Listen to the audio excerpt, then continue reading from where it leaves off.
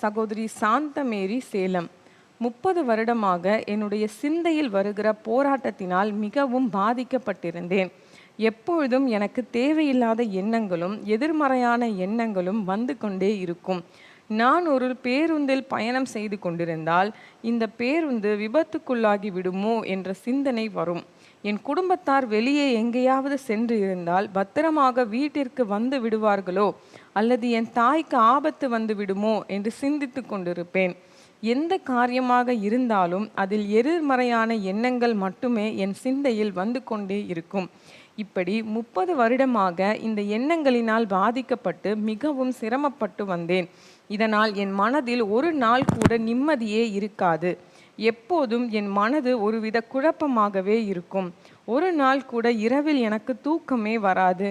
இப்படி நானாகவே எதிர்மறையாக சிந்திக்கிறேனே என்று நினைத்து அழுது கொண்டிருப்பேன்.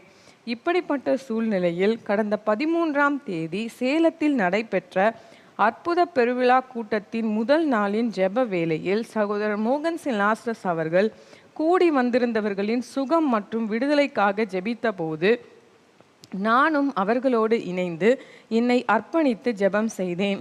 அந்த நேரத்தில் என் இதயத்தில் இருந்து ஒரு அசுத்த ஆவி என்னை விட்டு வெளியேறியதை உணர்ந்தேன்.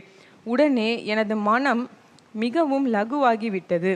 என் இருதயத்தில் மிகுந்த சமாதானம் வந்துவிட்டது. அன்று இரவு நான் நன்றாக தூங்கினேன்.